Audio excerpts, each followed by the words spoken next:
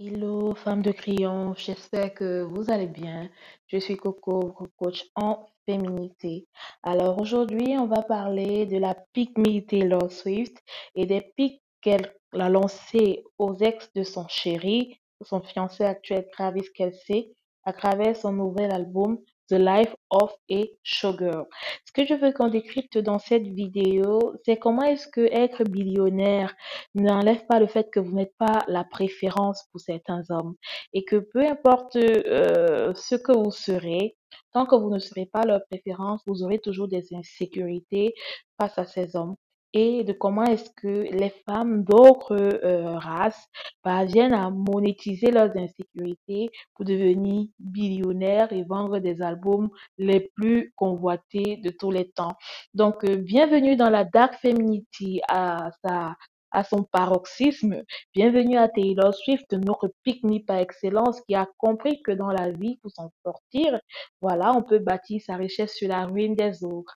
Donc voilà, Taylor Swift, c'est cette pop star américaine qui aujourd'hui, à travers son album The Life of a Sugar, bat tous les records, mais surtout est dans la polémique parce que voilà, elle a lancé des pics de manière claire à l'ex de son chéri et aux femmes noires en général à travers plusieurs titres et plusieurs phrases, voilà, très kitsch qu'on peut retrouver dans ces textes d'album.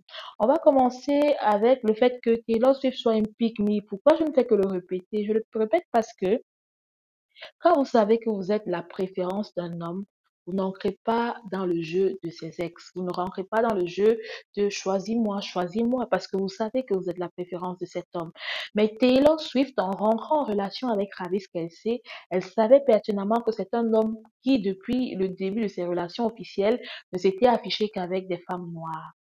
Et sachant cela, c'est quelque part quelque chose qui, pour la Taylor Swift voilà, qu'on a toujours targeté comme étant le prototype de la white woman désirable, n'est absolument pas, voilà, c'est quelque chose qu'elle n'arrive pas vraiment à se mettre à l'esprit, vous voyez, parce que pour elle, elle est celle qu'on choisit, elle n'est jamais le second choix. Et le fait que son ex, ou son, pas son ex, son fiancé actuel, est en permanence d'été des femmes noires, et des femmes noires d'une certaine catégorie, elle se retrouve dans beaucoup d'insécurité.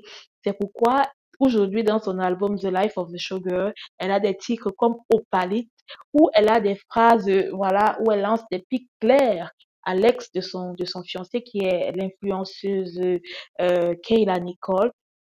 Elle dit ceci, elle la compare à une pierre d'onyx et elle dit qu'elle est l'opalite, c'est-à-dire elle est cette pierre calme, elle est la blancheur qui est toute calme et l'autre est la pierre d'onyx qui est toute sulfureuse. Et elle va jusqu'à lancer même des pics aux femmes noires en général en utilisant ces phrases qui sont très récurrentes, voilà, dans la black culture aux États-Unis en disant I am not a bitch, I am not savage. Vous voyez un peu?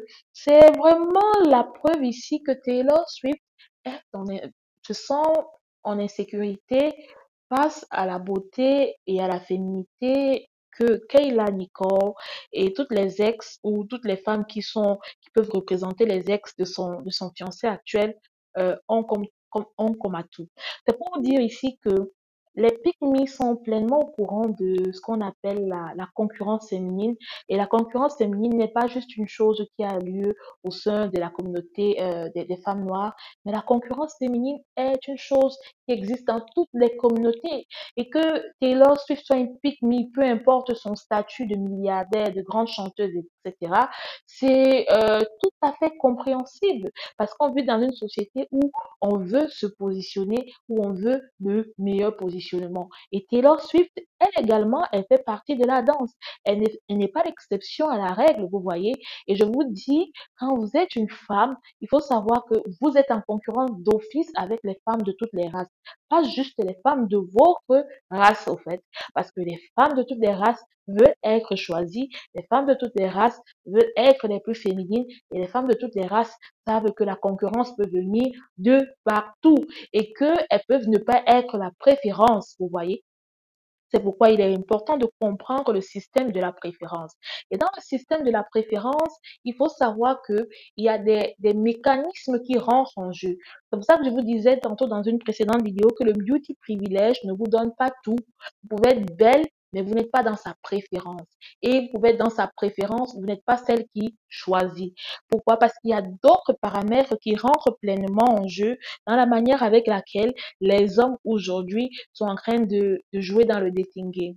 Vous avez un Travis Kelce qui, lui, est voilà, un homme blanc qui a toujours été en couple avec des femmes noires, mais qui, pour des raisons de prestige, voilà, a décidé de level up, entre guillemets, parce que les femmes noires, c'est pas le downside, hein, mais il a décidé de level up selon eux, leur pensée dans la culture de la white supremacy aux États-Unis. Il a décidé de penser qu'il était mieux pour lui de s'afficher avec la pop star du moment pour devenir le Tom Brady et la Gisele Bündchen de l'époque. Vous voyez un peu, créer dans ce tableau dans lequel lui sera gagnant sur toute la ligne et bien que les femmes noires, ça soit ses préférences, comme je l'avais dit auparavant, c'est quelque chose qui va éluder et il aura une femme qui va accepter chez Shimala, qui est Taylor Swift. Vous voyez que c'est déjà très glauque comme relation. Et c'est pourquoi moi, je suis d'accord que les femmes noires qui étaient avec lui n'aient pas pu continuer parce que c'est très narcissique et c'est très glauque en tout cas. Il y a quelque chose de très dégradant pour moi, pour Taylor Swift d'être dans ces relations-là. Mais il y a quelque chose qui est intéressant ici avec Taylor Swift, c'est qu'elle sait pertinemment cela, mais elle réussit à monétiser cela dans un album qui aujourd'hui est l'un des albums les mieux accueillis de tous les temps, les mieux vendus, etc. Donc Taylor Swift alors, il faut comprendre comment les dynamiques de tout ce qui est la dark femininity fonctionne avec certaines femmes d'autres races. Taylor Swift étant au courant que son chéri actuel a des préférences aussi ou ça, elle se positionne comme étant le palier calme qui voilà l'adoucit, qui voilà fait ressortir les meilleures facettes de lui et ne pas être la sulfureuse pierre d'onyx comme ses ex, voilà qui le faisait rentrer dans toute forme de turbulence. Vous voyez, il faut comprendre un peu les mécanismes dangereux dans lesquels certaines personnes s'immiscent à sillonner pour savoir lesquels est-ce que vous souhaitez pour votre vie et lesquels est-ce que vous ne souhaitez pas vous habiller avec. Et Taylor Swift a réussi encore une fois de plus à jouer de son mal-être, comme Kylie Jenner a joué de son mal-être au niveau de ses lèvres pour devenir milliardaire. Il est important pour nous les femmes noires de comprendre que la concurrence vient donc de partout et que voilà, il faut faire les meilleurs choix quand il s'agit de avec qui est-ce que on veut faire notre vie, avec qui est-ce que on veut partager notre ambition de vie sur cette terre et de comprendre que la concurrence peut venir de partout et qu'il n'y a pas de limite à qui est-ce que vous pouvez être la préférence, vous voyez. Il n'y a pas de limite à qui est-ce que vous pouvez être la préférence. C'est pourquoi vous allez voir parfois aussi dans notre communauté des hommes qui sont avec des femmes dark skin depuis un certain moment quand ils n'avaient pas encore des sous et puis quand il commence à avoir des sous, subitement, c'est plus une femme qui est à son niveau. Il faut qu'il aille chercher quelqu'un qui est plus clair, etc. C'est les mêmes dynamiques qui sont en cours et ce, au sein de toutes les communautés. C'est pourquoi il est important de comprendre les mécanismes de préférence qui sont en jeu, de comprendre est-ce que vous voulez jouer le jeu ou pas, de comprendre comment est-ce que vous devez tirer votre épingle du jeu dans cette course effrénée à celle qui veut voilà, ne pas galérer dans le dating game, à celle qui veut le mieux se marier, à celle qui veut comprendre un peu, voilà, toutes les dimensions qui sont impliquées, voilà, dans le choix de la personne avec laquelle on veut faire sa vie de nos jours. Et il faut comprendre également que les hommes ont compris cela et les hommes encore plus qui veulent, voilà, davantage s'en sortir, davantage être les meilleurs. Et aujourd'hui, on assiste à un homme qui, comme Travis Kelce, qui n'est peut-être pas pour moi en termes d'homme blanc le plus haut du palier, mais qui a choisi de devenir l'homme le plus haut du palier en allant s'allier à Taylor Swift, qui elle aujourd'hui, en aimant un homme dont elle sait qu'elle n'est pas voilà la préférence, souffre voilà d'un complexe d'infériorité ou d'un malaise où elle doit vraiment rentrer dans des pics à travers ses musiques aux ex de son mari. Elle qui a toujours prétendu être la femme qui supporte toutes les femmes, voilà la Go Girls, Every Woman, a Woman Empowerment. Vous voyez donc que tout ça est du bullshit. Donc, chère femme, quand vous êtes dans la salle, quand vous êtes en relation, sachez que la concurrence féminine existe. Sachez que vous êtes en concurrence avec toutes les femmes. Ne rentrez pas, on ne fait pas la concurrence avec tout le monde. Sachez comment gagner dans ce dating game. Ici à là, portez-vous bien.